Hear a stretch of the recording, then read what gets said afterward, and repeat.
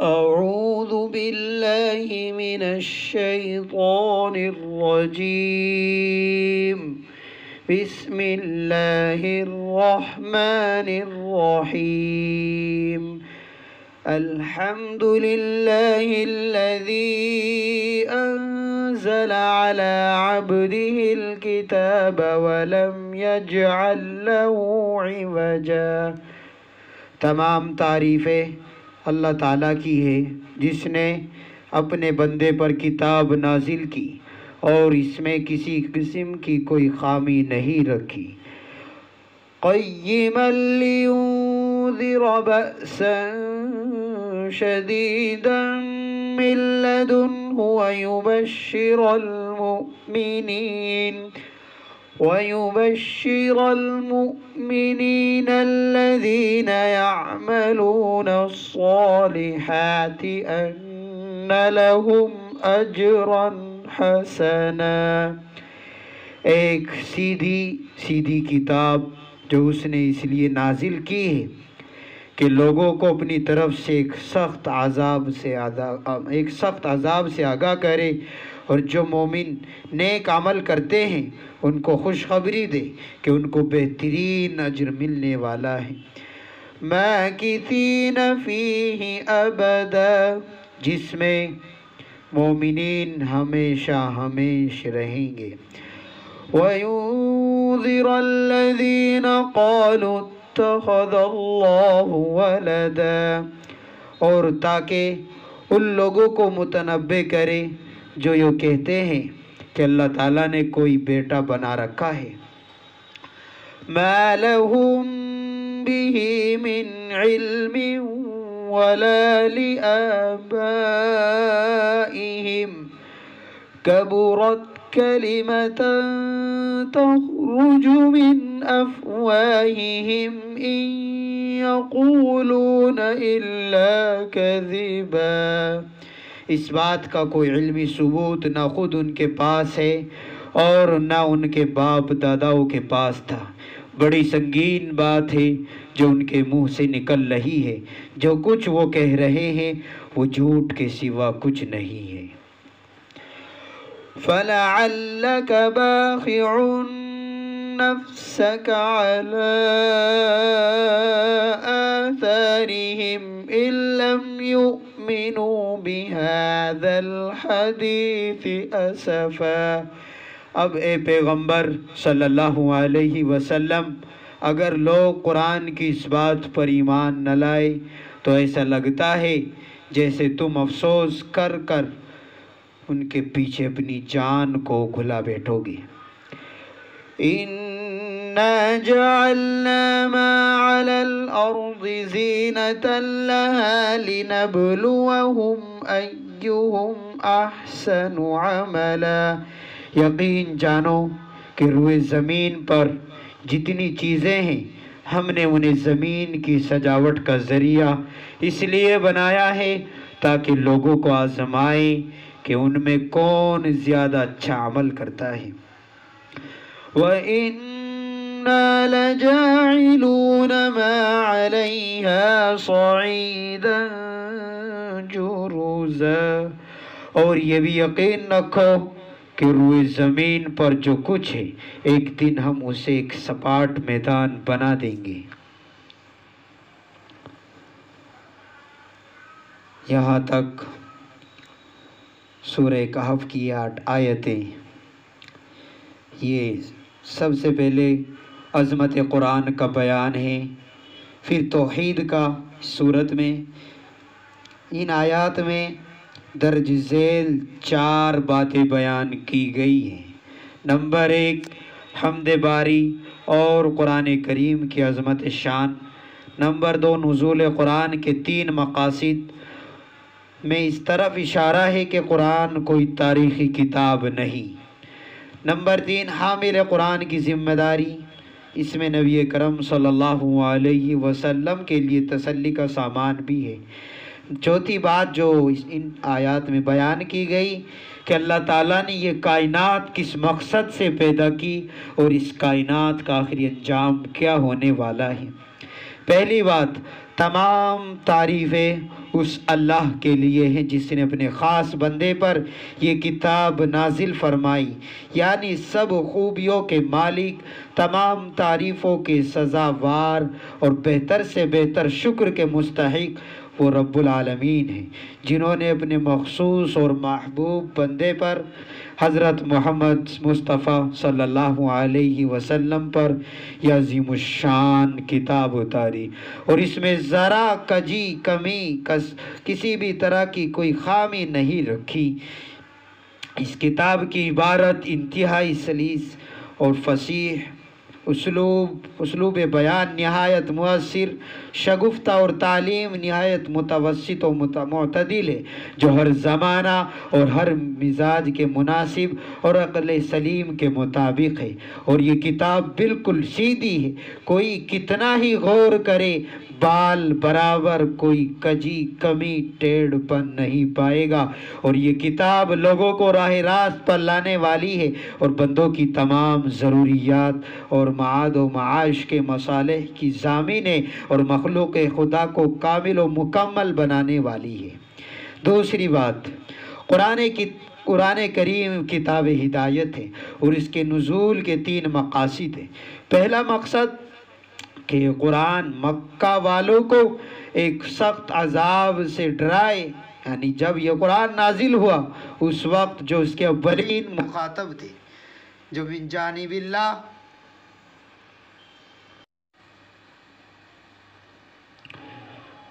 مکہ والوں کو ایک سخت عذاب سے ڈرائے جو من جانب اللہ ہوگا۔ اس عذاب کی سختی کا اندازہ کون کر سکتا ہے جو اللہ تعالیٰ کی طرف سے ہونے والا ہے۔ یہ عذاب مشرکین اور کافرین پر دنیا میں بھی آ سکتا ہے اور آخرت میں بھی۔ دوسرا مقصد قرآن کریم کے نزول کا ان مومنین کو جو نیک کام کرتے ہیں خوشخبری سنائیں کہ ان کو اچھا اجر ملنے والا ہے، یعنی جو لوگ قرآن کی دعوت قبول کر کے اس کی بتلائی ہوئی راہ پر چل رہے ہیں، نیک اعمال کر رہے ہیں، ان کو قرآن کریم جنت کی خوشخبری سناتا ہے، جس جنت میں قرآن کریم پر عمل کرنے والے یہ مومنین ہمیشہ رہیں گے، کبھی وہاں سے نہیں نکالا جائے گا، وہاں ان کو دائمی خوشی اور ابدی راحت ملے گی، پس وہ دنیا کی چند روزہ پریشانیوں کا غم نہ کھائے، مایوس نہ ہو۔ تیسرا مقصد ان لوگوں کو بھی ڈرائے جو کہتے ہیں کہ اللہ تعالیٰ اولاد رکھتا ہے، یعنی یہ قرآن کریم خاص طور پر ان لوگوں کو متنبہ کرنے کے لیے نازل کیا گیا ہے جو اللہ تعالیٰ کی طرف اولاد منسوب کرتے ہیں، جیسے نصارہ عیسیٰ علیہ السلام کو اللہ تعالیٰ کا بیٹا مانتے ہیں، مشرکین مکہ نے فرشتوں کو اللہ تعالیٰ کی بیٹیاں کہا ہے، کچھ یہودی بھی اللہ تعالیٰ کے لیے اولاد تجویز کرتے ہیں کہ عزیر اللہ تعالیٰ کی، چنانچہ قرآن میں بھی مذکور ہے وَقَالَتِ الْيَهُودُ عُزَيْرٌ ابْنُ اللَّهِ، اور ہندو بھی دیوی دیوتاؤں کے بارے میں کچھ ایسی ہی قسم کا عقیدہ رکھتے ہیں، اسی طرح کے بھی ان کا کچھ خیال اور عقیدہ ہے۔ ان سب اقوام کو قرآن کریم چوکنا کر رہا ہے کہ ایسے مفاسد سراسر غلط ہے، باطل ہے، بے بنیاد ہے، لغو عقیدے سے باز آ جائے، یہ محض بے اصل عقیدہ ہے، نہ تو ان کے پاس اس کی کوئی دلیل ہے، نہ ان کے اسلاف کے پاس کوئی دلیل تھی کہ اللہ تعالیٰ نے اولاد بنا رکھی ہے، یعنی محض عقیدت مندی کے غلو میں انہوں نے یہ سب باتیں گھڑ لی ہیں۔ بڑی سنگین بات ہے جو ان سب کے منہ سے نکل رہی ہے، ان کو کچھ احساس بھی نہیں کہ وہ کیسی سخت گمراہی کی بات کہہ رہے ہیں اور رب العالمین کی شان میں کتنی بڑی گستاخی کر رہے ہیں۔ یہ لوگ محض جھوٹ بکتے ہیں، بے دلیل محض ایک جھوٹی بات بکے چلے جا رہے ہیں۔ تیسری بات، قرآن کریم کی حامل قرآن کی ذمہ داری کیا ہے، یعنی جو قرآن کریم کو اٹھانے والے، قرآن کریم کو حفظ کرنے والے، قرآن یعنی قرآن والے جو بولے جاتے ہیں ان کی ذمہ داری کیا ہے۔ ارشاد ہے پس ہو سکتا ہے کہ اگر وہ لوگ اس بات پر ایمان نہ لائے تو آپ ان کے پیچھے پچھتا کر اپنی جان کو دیں، یعنی اگر آپ صلی اللہ علیہ وسلم دعوت و تبلیغ کا فرض ادا کرتے رہے، دل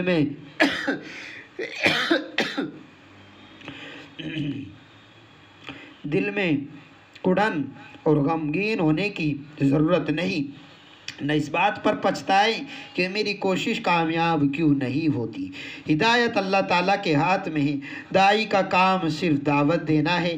آپ اپنی محنت میں کامیاب ہے، کم نصیب اگر قبول نہ کرے تو انہی کا نقصان ہے۔ یعنی اس میں آپ صلی اللہ علیہ وسلم کی تسلی کا سامان ہے کہ آپ کی بات اگر یہ کافر اور مشرک نہیں مان رہے ہیں تو آپ مایوس مت ہو، اور اس سوچ اور اس فکر میں نہ پڑے کہ میری بات کو لوگ تسلیم اور قبول نہیں کر رہے ہیں۔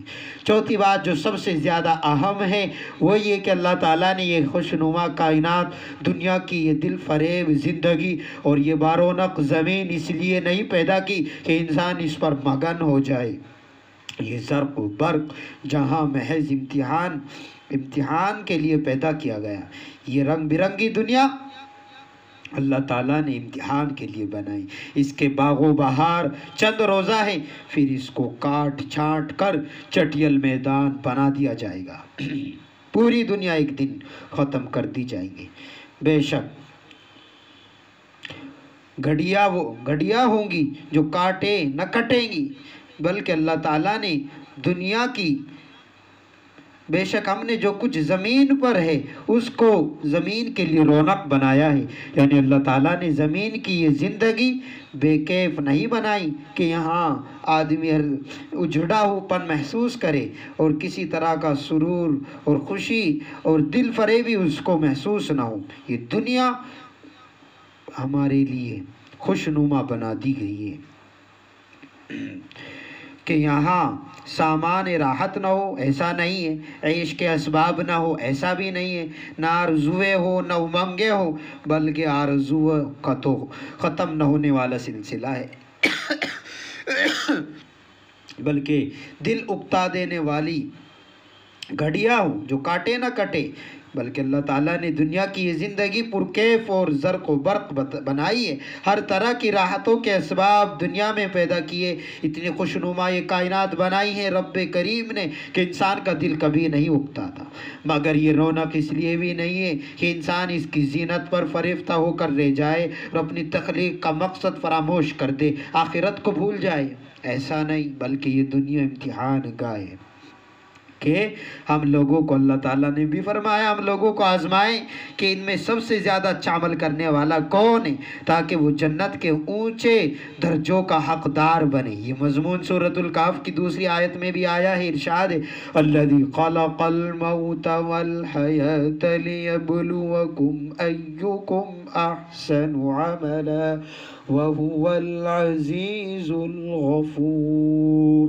ترجمہ، جس نے مرنا اور جینا بنایا تاکہ تم کو جانچے کہ کون تم میں سے سب سے زیادہ اچھا کام کرنے والا ہے، اور زبردست اللہ تعالیٰ زبردست بخشنے والے ہیں۔ یعنی اللہ تعالیٰ نے موت اور زندگی سورہ کہف کی وہ سورۃ الملک کی اس ابتدائی آیت میں بھی ہم زندگی اور موت کا مقصد بتایا کہ کون اچھا عمل کرے۔ مرنا جینا دنیا کی یہ زندگی اللہ تعالیٰ نے بنائی کیونکہ اسی زندگی میں دونوں باتیں پائی جاتی ہیں۔ اس سے پہلی زندگی میں عدم تھا اور آخرت میں زندگی ہوگی، مرنا نہیں ہوگا، موت نہیں ہوگی، جینا پھر مرنا اسی دنیا میں ہے۔ اور یہ سلسلہ اس لیے قائم کیا گیا کہ لوگوں کے اعمال کی جانچ کی جائے، کون برے کام کرتا ہے، کون اچھے اور کون اچھے سے اچھے، تاکہ آئندہ زندگی میں اس کا انجام سامنے آئے۔ کیونکہ اگر دنیا کی یہ زندگی نہ ہوتی اور عمل نہ ہوتا تو جزا کس بات کی ہوتی، بدلہ کس بات پر ملتا، جنت کس بات پر ملتی۔ یہاں موت نہ آتی تو انسان کب تک عمل کرتا؟ موت میں بھی حکمت ہے، اگر موت نہ ہوتی تو انسانوں سے یہ دنیا بھر جاتی۔ اللہ تعالیٰ نے جو کچھ بھی بنایا، جو کچھ بھی کیا، جو کر رہے ہیں، اللہ تعالیٰ اس کو بہت اچھے طریقے سے جانتے ہیں، اگرچہ ہمارے وہ بات اور وہ اللہ تعالیٰ کا طریقہ ہمارے سمجھ میں نہ آئے۔ اگر موت نہ ہوتی انسان کب تک عمل کرتا رہتا اور نتیجہ عمل سے ایک شاد کام ہوتا۔ اگر دوسری زندگی نہ ہوتی تو بھلے برے کی تمیز کیسے ہوتی، پتہ کیسے لگتا یہ برا تھا، یہ بھلا ہے، یہ اچھا ہے۔ غرض انہی مصلحتوں کی وجہ سے اللہ تعالیٰ نے دنیا کی یہ چند روزہ زندگی پیدا کی ہے تاکہ انسان اس میں عمل کرے اور آنے والی زندگی میں اس کا پھل کھائے۔ ان آیتوں میں غور کرنے سے یہ بات واضح ہو جاتی ہے کہ دنیا کی یہ زندگی یہ دیکھنے کے لیے نہیں ہے کہ کون برے کام کرتا ہے یا کون برے سے برے کام کرتا ہے، اگرچہ یہ بات بھی ضمناً سامنے آ ہی جائے گی۔ جیسا کہ تعلیم گاہ، اسکول، یونیورسٹی، کالج اس لیے قائم کی جاتی ہے کہ دیکھا جائے کہ کون اعلیٰ نمبرات اور بہترین سے بہترین کامیابی پڑھائی میں کون زیادہ آگے بڑھتا ہے، کس کو اچھے سے اچھے نمبرات ملتے ہیں۔ اگرچہ امتحان کے نتیجے میں بعض بدشوق طلبہ فیل بھی ہوتے ہیں، چونکہ اس میں پتہ لگتا ہے اچھے اور برے کا، اچھے اسٹوڈنٹ کا اور کامیاب ہونے والے اسٹوڈنٹ کا اور فیل ہونے والے اسٹوڈنٹ کا۔ چنانچہ جو طلبہ فیل ہو جاتے ہیں تو وہ سزا کے، سرزنش کے مستحق بھی ہوتے ہیں، مگر تعلیم گاہ کے قیام کی غرض وہ طلبہ نہیں ہوتے، یعنی اس لیے نہیں بنائے جاتے۔ تعلیم گاہ، اسکول، مدرسے، یونیورسٹی یا کالج کے اس میں بچے فیل ہو، بلکہ اصل مقصد یہ ہوتا ہے کہ تعلیم میں بچے آگے سے آگے بڑھے۔ لیکن اسی کے نتیجے میں جب چھٹائی ہوتی ہے اور جانچ پڑتال کی جاتی ہے تو اچھے نکلتے ہیں اور بعض نکمے بھی نکل آتے ہیں۔ اسی طرح یہ عالم بہتر سے بہتر کام کرنے والوں کو چھانٹنے کے لیے بنایا ہے تاکہ ان کو جنت کے بلند سے بلند درجے عطا فرمائے جائیں۔ یہ حضرات سابقین اولین ہیں اور نسبتاً کچھ نمبرات حاصل کرنے والے اصحاب الیمین ہیں جو جنت کے درجات حاصل کریں گے، اور برے کام کرنے والے بھی چھٹ جائیں گے جو جہنم رسید ہوں گے، جہنم میں پہنچ جائیں گے، بلکہ بد سے بدتر اعمال کرنے والے بھی ہوں گے جن کو جہنم میں سخت سے سخت سزا دی جائے گی۔ مگر مقصد حیات صرف قسم اول کو چاٹنا ہے، مقصد زندگی کہ کون اچھا عمل کرتا ہے، لیکن نتیجے میں اور چھٹائی میں برے بھی آ جائیں گے تاکہ ان کو پوری طریقے سے جو اچھائی اور اعلیٰ نمبرات اور اچھے سے اچھے کامیابی پر گامزن ہونے والے ہیں ان کا پوری طریقے سے اچھی طرح سے اعزاز کیا جا سکے۔ اللہ تعالیٰ ہم سب کو بہتر سے بہتر اعمال کی توفیق عطا فرمائے اور جنت کے بلند سے بلند درجات سے ہمیں سرفراز فرمائے۔ اس کے بعد اس کے بعد آخری آیت میں زمینی زندگی کا انجام بتایا گیا ہے کہ ہم نے یقیناً زمین کی تمام چیزوں کے ایک چٹیل میدان بنا دینے والے ہیں، یعنی بالآخر اللہ تعالیٰ اس کائنات کو ختم کر دے گے۔ سب دنیاوی زندگی، یہ پہاڑ، یہ آسمان، یہ زمین اور یہ شجر و حجر سب ایک دن ختم ہو جائے گی اور یہ زمین بالکل چٹیل، بالکل ایک دم ہموار ہو جائے گی۔ جس روز یہ امتحان نمٹ جائے گا اسی روز یہ پوری دنیا ختم کر دی جائے گی۔ یہ زمین ایک چٹیل میدان کے سوا کچھ نہ رہے گی۔ جو لوگ اس کے بناؤ سنگار پر ریجھ رہے ہیں وہ خوب سمجھ لے کہ یہ زرق و برق، دنیا کی یہ چمک دمک کوئی باقی رہنے والی چیز نہیں ہے۔ دنیا کا ٹھاٹھ خواہ کتنا ہی جمع کر لو، مادی ترقیات سے زمین کو خوب گل و گلزار بنا لو، جب تک آسمانی ہدایت سے تہی دست رہو گے، اللہ تعالیٰ کی ہدایت اور وحی اور انوار و برکات سے خالی رہو گے تو حقیقی سرور و اطمینان اور ابدی نجات و فلاح سے ہمکنار نہیں ہوگے۔ حقیقی کامیابی وہی لوگ حاصل کرتے جو اللہ تعالیٰ کی خوشی پر دنیا کی ہر ایک خوشی قربان کر دیتے ہیں اور راہ حق کی جادہ پیمائی میں کسی صعوبت سے نہیں گھبراتے، کسی بھی طرح وہ پریشان اور مایوس نہیں ہوتے، ہتھیار نہیں ڈالتے، وہ لڑتے رہتے ہیں، شیطان سے ہو، چاہے وہ جنگ یا نفس سے ہو اور چاہے دنیا کے کافر و مشرک سے۔ نہ دنیا کے بڑے سے بڑے طاقت اور ظالم کی تخویف اور ترہیب سے ان کا قدم ڈگمگاتا ہے، وہ ڈٹے رہتے ہیں، جمے رہتے ہیں۔ اللہ تعالی ہم سب کو ایمان پر جمے اور ڈٹے اور مضبوطی سے تھمے رہنے کی توفیق عطا فرمائے، ان سب باتوں پر عمل کی توفیق عطا فرمائے۔ یہ آج سورہ کہف کی ابتدائی 8 آیتوں کا کچھ ترجمہ اور مختصر سی تشریح بیان کی گئی۔ اللہ تعالی ہمیں قرآن سے وابستگی عطا فرمائے۔